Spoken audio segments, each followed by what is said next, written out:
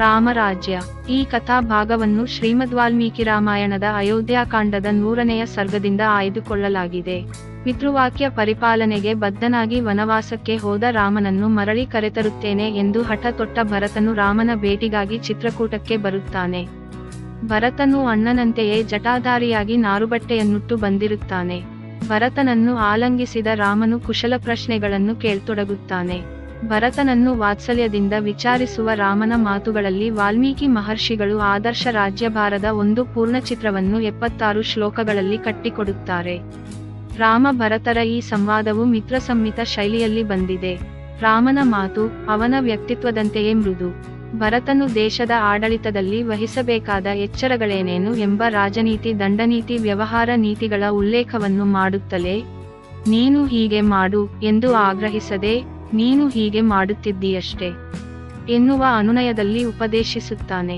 ಸತ್ಯವನ್ನು ಪ್ರಿಯವಾಗಿ ಹೇಗೆ ಹೇಳಬೇಕೆಂಬುದಕ್ಕೆ ಇದು ಅತ್ಯುತ್ತಮವಾದ ನಿದರ್ಶನ. ಆದರ್ಶವಾದ ರಾಜ್ಯದ ನಿರ್ವಹಣೆ ಹೇಗೆಂಬುದರ ಸಮಗ್ರವಾದ ಮಾಹಿತಿಯನ್ನು ವಾಲ್ಮೀಕಿ ಮಹರ್ಷಿಗಳು ರಾಮನ ಮಾತಿನಲ್ಲಿ ಅಡಕಿಸಿದ್ದಾರೆ. ಪ್ರಜಾಪರಿಪಾಲನೆಯ ಭಾರತೀಯ ಚಿಂತನೆಗೆ ಇಲ್ಲಿಯ ರಾಸೋಕ್ತಿಗಳು ಸಾರ್ವಕಾಲಿಕವಾದ ನಿದರ್ಶನವಾಗಿವೆ.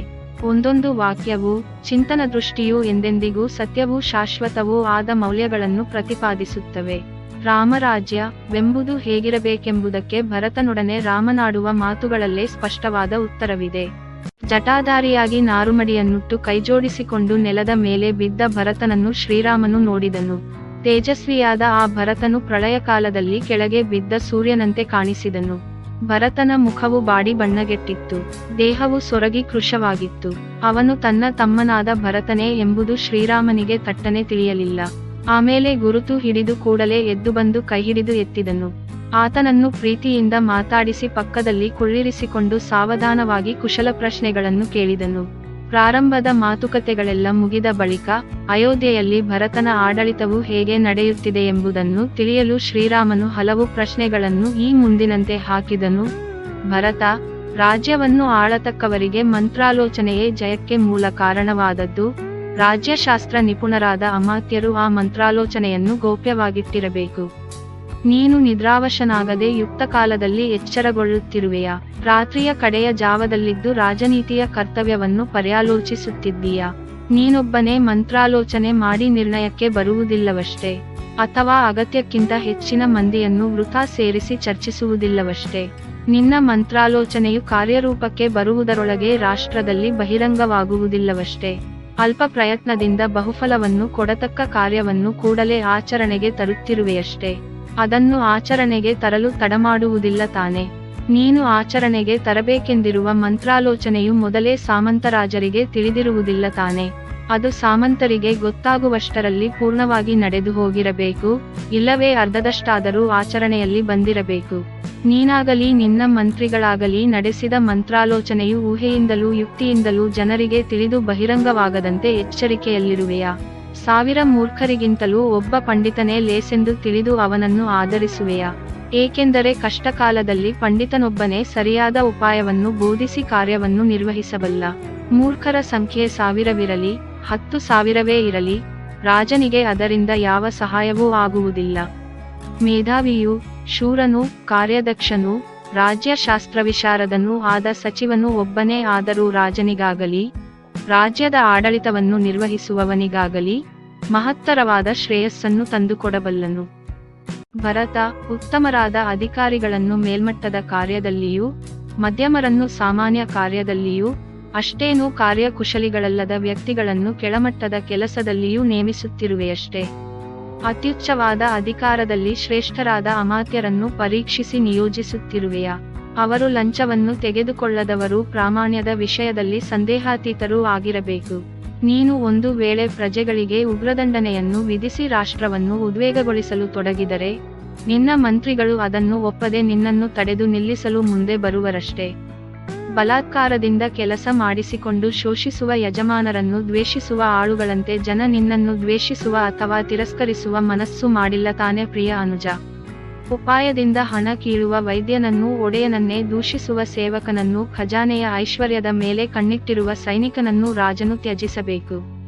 ಅವರಿಗೆ ಉಗ್ರ ಶಿಕ್ಷೆ ಇಲ್ಲದಿದ್ದರೆ ಆತ ಈ ವ್ಯಕ್ತಿಗಳ ಕುತಂತ್ರದಿಂದಲೇ ವಿಪತ್ತಿನಲ್ಲಿ ಸಿಕ್ಕಿಕೊಳ್ಳಬಹುದು.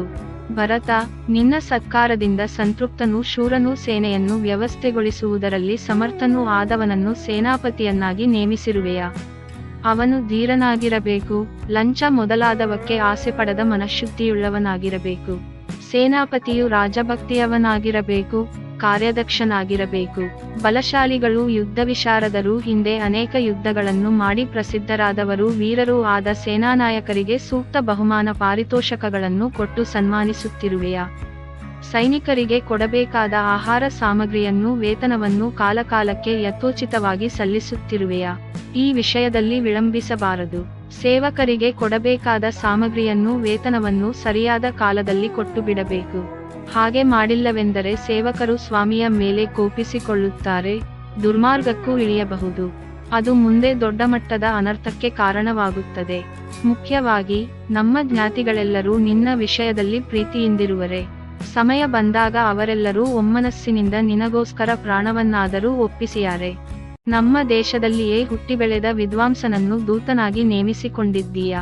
ದೂತನು ಕಾರ್ಯಸಮರ್ಥನೂ ಪ್ರತಿಭಾಶಾಲಿಯೂ ಆಗಿರಬೇಕು. ಹೇಳಿ ಕಳಿಸಿದ ಸಂದೇಶವನ್ನಷ್ಟೇ ತಿಳಿಸುವ ಸತ್ಯವಂತನಾಗಿರಬೇಕು. ವ್ಯಕ್ತಿ, ವಸ್ತುಗಳ ಮೌಲ್ಯವನ್ನು, ಯೋಗ್ಯತೆಯನ್ನು ಸರಿಯಾಗಿ ಗುರುತಿಸಬಲ್ಲ ನಿಷ್ಣಾತನಾಗಿರಬೇಕು. ಶತ್ರುಪಕ್ಷದಲ್ಲಿ ಮಂತ್ರಿಯೇ ಮೊದಲಾದ 18 ಇಲಾಖೆಗಳು ಹೇಗೆ ನಡೆದುಕೊಳ್ಳುತ್ತಿವೆಯೆಂದು ಪರೀಕ್ಷಿಸಲು ಒಬ್ಬೊಬ್ಬರ ಮೇಲೆ 3 ಗೂಢಚಾರರಂತೆ ನಿಯಮಿಸಬೇಕು. ಆ ಗೂಢಚಾರರಿಗೂ ಅನ್ಯೋನ್ಯ ಪರಿಚಯವಿರಬಾರದು. ಹಾಗೆಯೇ ಸ್ವಪಕ್ಷದಲ್ಲಿ ಸೇನಾಪತಿಯೇ ಮೊದಲಾದ 15 ಇಲಾಖೆಗಳನ್ನು ಗೂಢಚಾರರಿಂದ ಪರೀಕ್ಷಿಸುತ್ತಿರಬೇಕು. ಇದಕ್ಕೆ ಏರ್ಪಾಡು ಮಾಡಿರುವೆಯಾ? ನೀನು ದೇಶದಿಂದ ಹೊರಗೆ ಓಡಿಸಿದ ಶತ್ರುಗಳು ಕಾಲಾಂತರದಲ್ಲಿ ಪುನಃ ದೇಶದೊಳಗೆ ಬಂದು ಸೇರಿಕೊಂಡರೆ ಅವರು ಕೈಲಾಗದ ದುರ್ಬಲರು ಎಂಬುದಾಗಿ ಎಂದಿಗೂ ಉಪೇಕ್ಷೆ ಮಾಡಬೇಡ. ದೇಶಭ್ರಷ್ಟಗೊಳಿಸಿದ ಶತ್ರುಗಳು ಮರಳಿ ದೇಶದೊಳಕ್ಕೆ ಸೇರಿಕೊಂಡರೆಂದರೆ ಅವರು ಮುಂದೊಂದು ದಿನ ದೇಶಕ್ಕೆ ದೊಡ್ಡ ಗಂಡಾಂತರವನ್ನು ತರುವ ಸಾಧ್ಯತೆ ನಿಚ್ಚಳವಾಗಿದೆ. ಭರತ, ನೀನು ಪ್ರತಿದಿನವೂ ಪ್ರಾತಃ ಕಾಲದಲ್ಲೆದ್ದು ನಿನ್ನನ್ನು ಜನ ಮೆಚ್ಚುವ ರೀತಿಯಲ್ಲಿ ಸಿದ್ಧಗೊಳಿಸಿಕೊಂಡು ಸಭಾಮಂಟಪದಲ್ಲಿ ಪ್ರಜೆಗಳಿಗೆ ದರ್ಶನವನ್ನು ಕೊಡುತ್ತಿರುವೆಯಷ್ಟೇ. ನಿನ್ನ ಸೇವಕರೆಲ್ಲರೂ ನಿರ್ಭಯವಾಗಿ ಬಂದು ನಿನ್ನೆದುರಿಗೆ ನಿಲ್ಲುವಷ್ಟು ಸಲಿಗೆಯನ್ನು ಕೊಟ್ಟಿಲ್ಲ ತಾನೆ? ಅಥವಾ ಹತ್ತಿರವೇ ಸುಳಿಯದೆ ದೂರಕ್ಕೆ ಸರಿಯುವಂತೆ ಅಂಜಿಸಿಲ್ಲ ತಾನೆ?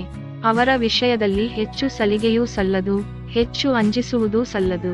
ಅವೆರಡರ ನಡುದಾರಿಯನ್ನು ನೀನು ಕಾಯ್ದುಕೊಳ್ಳಬೇಕು. ತಮ್ಮನೇ, ರಘುವಂಶೋತ್ತಮನಾದ ನೀನು ವೃದ್ಧರಿಗೂ ತರುಣರಿಗೂ ಸ್ನೇಹಪರನಾಗಿದ್ದೀಯಾ? ನಿನ್ನ ದುರ್ಗಗಳಲ್ಲಿ ಧನಧಾನ್ಯ ಜಲಗಳು ಸಮೃದ್ಧಿಯಾಗಿವೆಯೇ? ಅವು ಯಂತ್ರಜ್ಞರಿಂದಲೂ ಶಿಲ್ಪಿಗಳು, ಆಯುಧಗಳು ಹಾಗೂ ಧನುರ್ಧಾರಿಗಳಾದ ಸೈನಿಕರಿಂದಲೂ ಪೂರ್ಣವಾಗಿವೆಯೇ? ನಿನ್ನ ಆದಾಯವು ವ್ಯಯಕ್ಕಿಂತ ಹೆಚ್ಚಿದೆ ತಾನೆ? ರಾಜ್ಯದ ಬೊಕ್ಕಸದಲ್ಲಿ ನೀನು ಸಂಗ್ರಹಿಸುವ ಸಂಪತ್ತೆಲ್ಲವೂ ರಾಜ್ಯದ ಅಭಿವೃದ್ಧಿಯ ಕೆಲಸ ಕಾರ್ಯಗಳಿಗೆ ವಿನಿಯೋಗವಾಗುತ್ತಿದೆಯಷ್ಟೇ. ಖಜಾನೆಯನ್ನು ಬರಿದುಗೊಳಿಸಬೇಡ. ಹಾಗೆಂದು ಅದನ್ನು ತುಳುಕುವಷ್ಟು ತುಂಬಿಸಿಕೊಳ್ಳಲು ಅನರ್ಥ, ಅನ್ಯಾಯಗಳ ಮಾರ್ಗವನ್ನು ಹಿಡಿಯಬೇಡ. ರಾಜನಲ್ಲಿ ಸಂಭವಿಸಬಹುದಾದ ದೋಷಗಳು 14.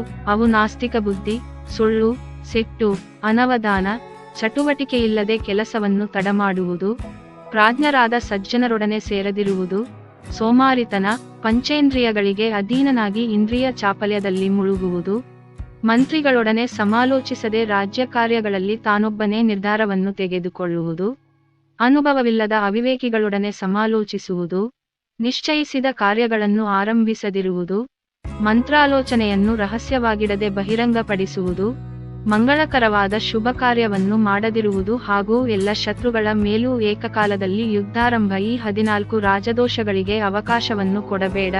ಯಾವುದೇ ಪ್ರಮುಖ ನಿರ್ಣಯಕ್ಕೆ ಮೊದಲು 4 ಪ್ರಾಜ್ಞ ಮಂತ್ರಿಗಳೊಡನೆ ರಾಜನಾದವನು ಒಟ್ಟಿಗೆ ಸಮಾಲೋಚಿಸಬೇಕು. ಅನಂತರ ಒಬ್ಬೊಬ್ಬರನ್ನಾಗಿ ಕರೆಸಿ ಪ್ರತ್ಯೇಕವಾಗಿ ಅವರ ಅಭಿಪ್ರಾಯವನ್ನು ಅರಿತುಕೊಳ್ಳಬೇಕು. ನೀನು ಹೀಗೆ ಮಾಡುತ್ತಿರುವೆಯಾ? ಪೂರ್ವಿಕರ ವ್ಯಕ್ತಿತ್ವದ ಅತ್ಯುತ್ತಮ ಅಂಶಗಳನ್ನು ರಾಜನು ಅಳವಡಿಸಿಕೊಳ್ಳಬೇಕು. ಬುದ್ಧಿಶಾಲಿಯಾದ ರಾಜನು ದಂಡಾಧಿಕಾರಿಯಾಗಿ ಧರ್ಮದಿಂದ ಪ್ರಜೆಗಳನ್ನು ಪಾಲಿಸಬೇಕು. ಅಂಥ ಬಲಿಷ್ಠ ಮತ್ತು ಸಾಧಕನಿಗಷ್ಟೇ ಸಮಸ್ತ ರಾಷ್ಟ್ರಗಳೂ ವಶವಾಗುತ್ತವೆ. ವಿಡಿಯೋ ಇಷ್ಟವಾದರೆ ಲೈಕ್ ಮಾಡಿ, ಶೇರ್ ಮಾಡಿ ಮತ್ತು ಸಬ್ಸ್ಕ್ರೈಬ್ ಮಾಡಿ. ಇನ್ನು ಮುಂದಿನ ವಿಡಿಯೋಗಳಲ್ಲಿ ಇನ್ನಷ್ಟು ವಿಷಯಗಳನ್ನು ತಿಳಿದುಕೊಳ್ಳೋಣ.